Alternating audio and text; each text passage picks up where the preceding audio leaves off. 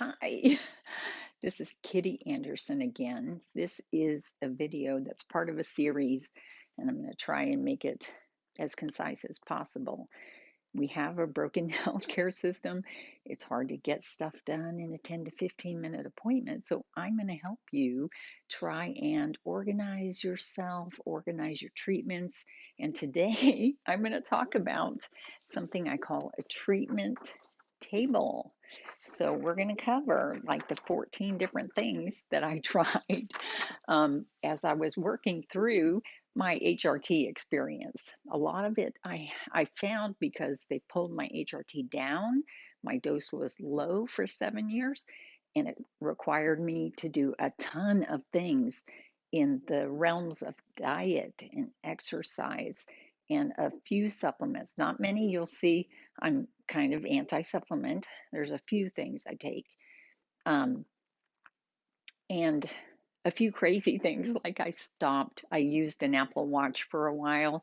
And when I thought there was an issue with my cardiovascular heartbeat and I needed to monitor that, but then it ended up being nothing. It ended up being low blood pressure from the HRT being lowered. So they're killing us sometimes when they lower our dose. Anyway, so keeping track of your treatment table and sharing that with every single doctor that you go to is very, very helpful. So this goes into detail on the 14 things I tried to try and manage my health. Here we go. The treatment table is a part of a set of documents that you're going to use with your doctor. The first thing you want to get a handle on is your symptoms list, because as you add HRT and nutrition and movement and sleep and stress management, all of that's going to become more effective. And so you want to make sure that all of those things are in your treatment table. There is something called a healthy cell bias. So it's saying that the HRT will work better if you are healthy, if your metabolism is in line, if you are not leaning towards diabetes, if you are not leaning towards heart disease and crazy lipid numbers, right? And those are things that you can change within a matter of weeks. You can start to change all those numbers. So I don't want you to think everything has to be perfect before I do HRT. It doesn't have to be. And in fact, life never works that way. So, symptoms list, treatment table with all your treatments in it. And if you email me, you can get a copy of a sample treatment table. And I've got all the brain impacts in there as well. Then I have a huge document, it's like 70 pages long, that's a health history. And so I will screenshot every single test result that comes through. And then at the top, I've got a summarization table that kind of summarizes some of the basic things that I'm monitoring, right? So I've got my doctors doing some tests for me. Every single year I have an annual physical. Every single year I have some certain other types of tests. So I've got that in the health history. So that'll include some treatments and that'll include some symptoms. But really, it's easier for the doctor to focus on your treatment table and your symptoms list. And the health history, actually, I've never printed that off for a doctor. I've kind of put it in the format that the doctor really wants to see.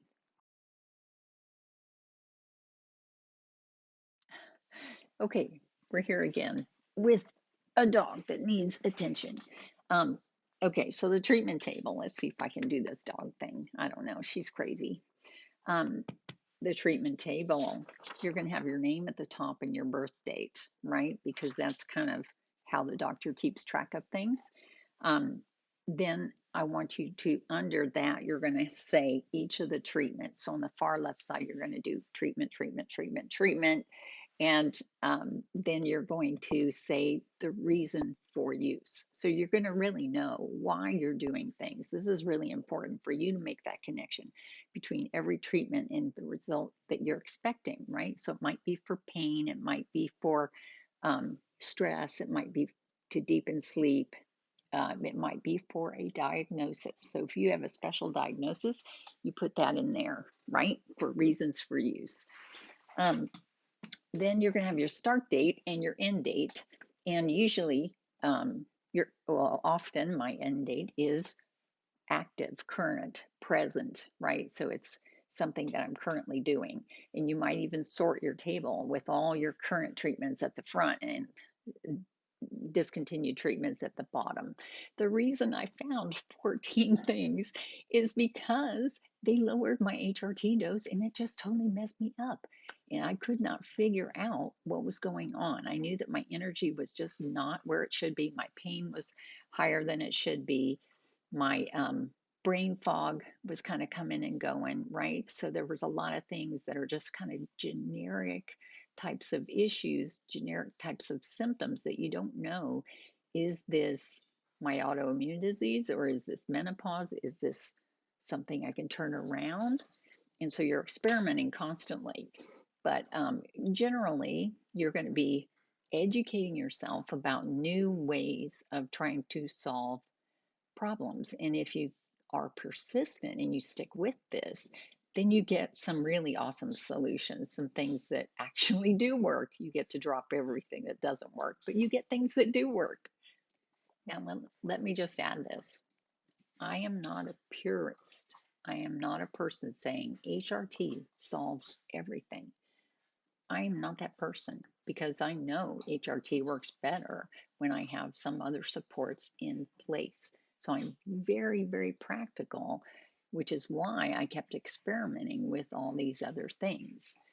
And a lot of my treatments ideas were taken from the autoimmune community because this is a chronic illness community. This is a community where hormone imbalance and hormone loss are really, really common.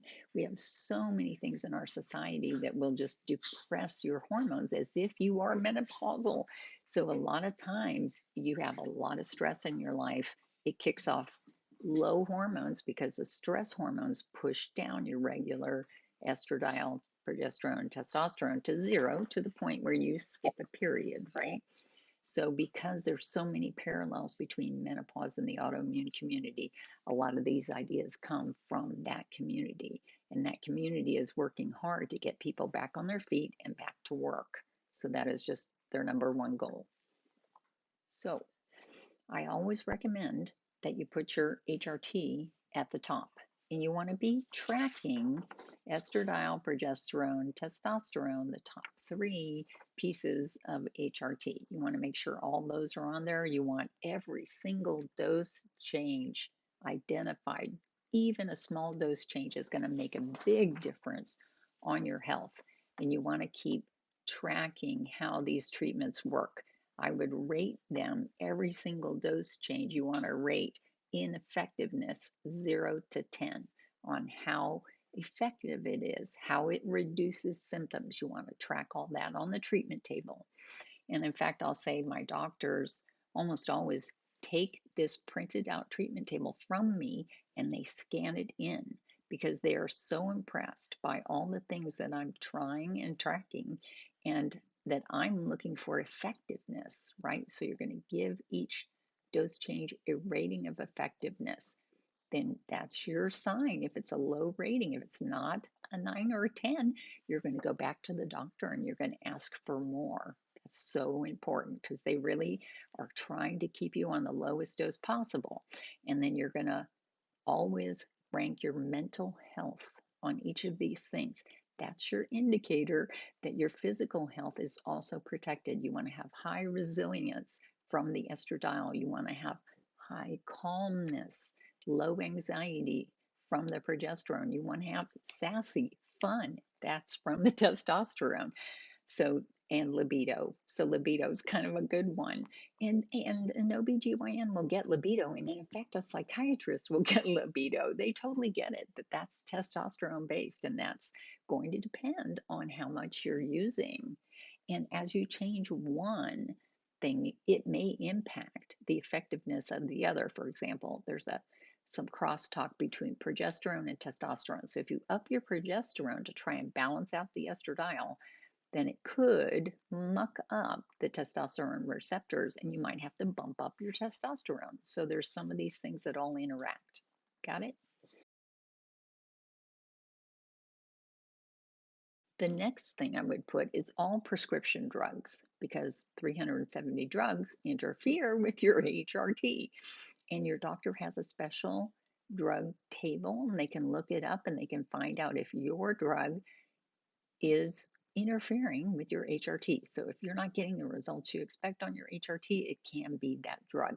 And so this is all a part of problem solving, and you're putting it right in front of the doctor to try and get them to check their databases to make sure that you have an effective set of treatments. The other really important thing is to discontinue any drugs that you possibly can, because really drugs are like a wrench in your system typically. HRT is the exact molecule, so it's not a wrench, right? So it's putting something back in that used to be there, you know, through all your pathways, kicking off work in your body. So it used to be there. So you're going to feel really good on that. Most drugs you're not going to feel good on. So definitely always question, do I need to take this drug anymore? How does this drug work? How does this drug interfere with my HRT? So that's the number 2 thing to try. Number 3 is to put down all your supplements because these also can interfere with your HRT. So I'm going to tell you the very few supplements that I take, and I'm going to tell you kind of why I take them.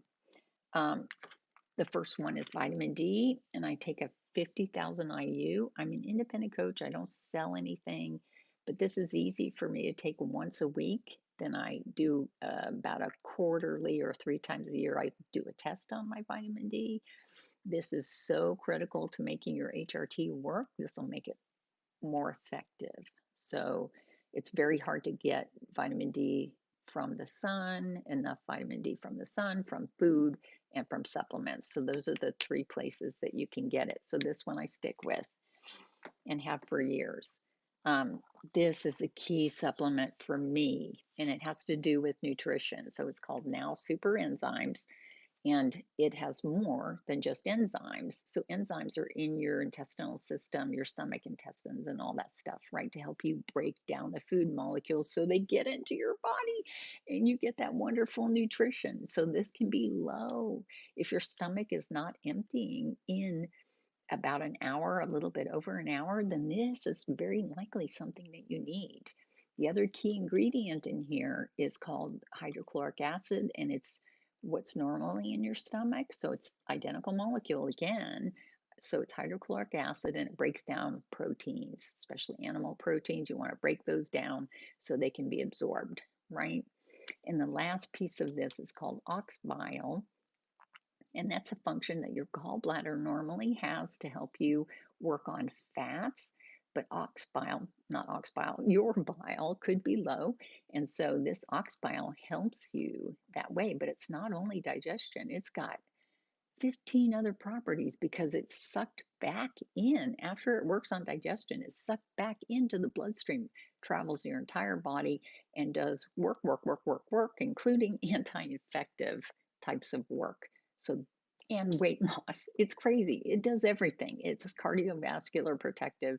It's everything. So this most likely won't hurt you, and it's really, really can help. You can see how powerful this one $20 a month. This is nothing. This can really help you. So I've stuck with this. Another one is a supplement I use that's helpful for the brain, and it's pregnenolone. And I talk about this in my brain video, so I'm not going to go into detail on this. But this, I feel a difference in mood, difference in pain, and a difference in sleep. And that's exactly where it helps. It's one of those things that the HRT is not going to turn into this, right? It doesn't do that conversion. So this is yet another hormone that I add. And the reason that you could be low on some of these other hormones is because your estradiol is still too low. Even with the HRT, it's still too low. So you've got that. Another one I use is melatonin. This is another supplement. It is a hormone supplement. You don't know this, but this is a hormone. If your estradiol is low postmenopausal, it's very, very likely that you need this. So I talk about this a little bit in my supplements video, but this is to help you fall asleep. And that's the only function, the only main function that you'll feel, but it also helps your immune system and has like 20 other things that it does. So if you want to learn more about melatonin, email me at jumpstartaip@gmail.com and I'll send you a page on melatonin. Another hormone booster that I use is called low dose naltrexone. It boosts endorphins. You can check. I've got 2 videos on this so far, and I have an ebook, a free ebook for you, so you can email me.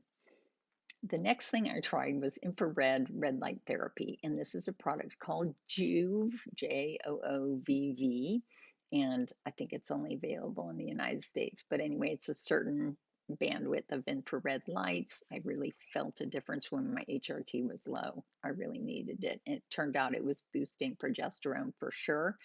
It does an overall penetration of those light rays penetrate your body, and it boosts your health. Boosts the energy level inside of your atoms. So it really takes it down to a very low level. So it has very high positive influence on your body. So, and it's expensive, but they do last forever. I mean, I've had mine for about 5 years. And I had to do it a lot when I had low dose HRT, and then I haven't had to do it very much after.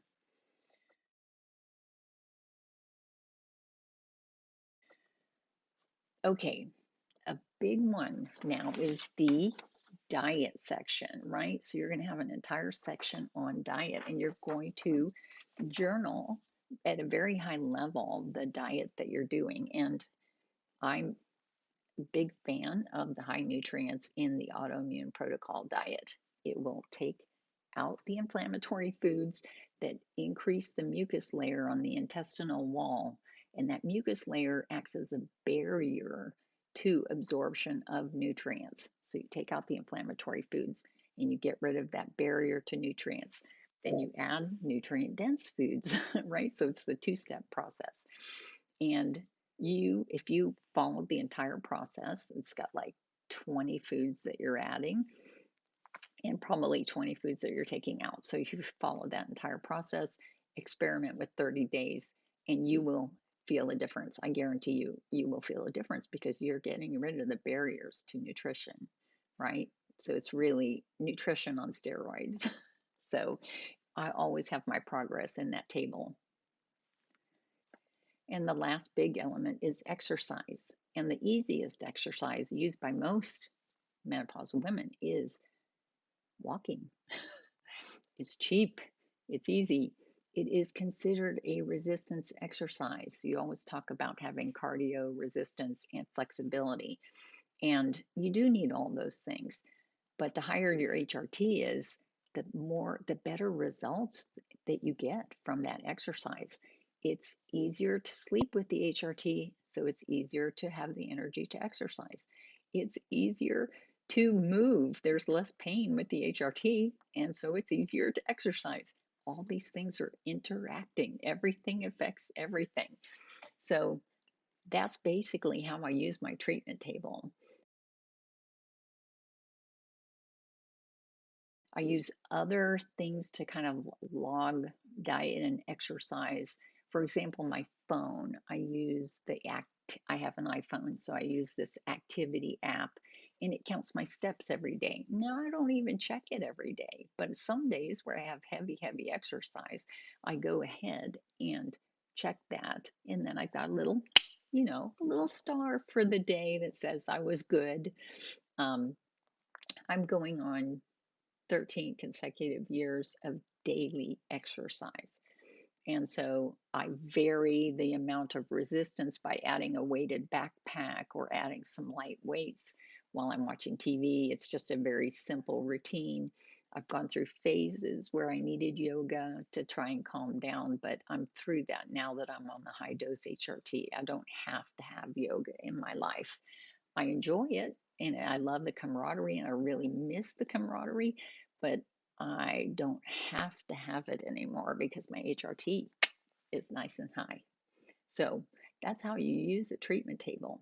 It helps you communicate with your doctor. It lets them know that you consider this a health program, that you are on a health program, not a single set of treatments, You're on an entire program. You are on the way to getting your strength back. You are on the way to a healthy brain. You are on the way to a healthy life and getting yourself back to work and back into the game. Being able to play the roles that you play in your life, whether you're a mother or a wife or a partner of any kind. It's getting you back into action. That's what this is all about. So, anyway, email me at jumpstartaip@gmail.com. I have lots of ebooks for you, and I'm happy to help. Bye.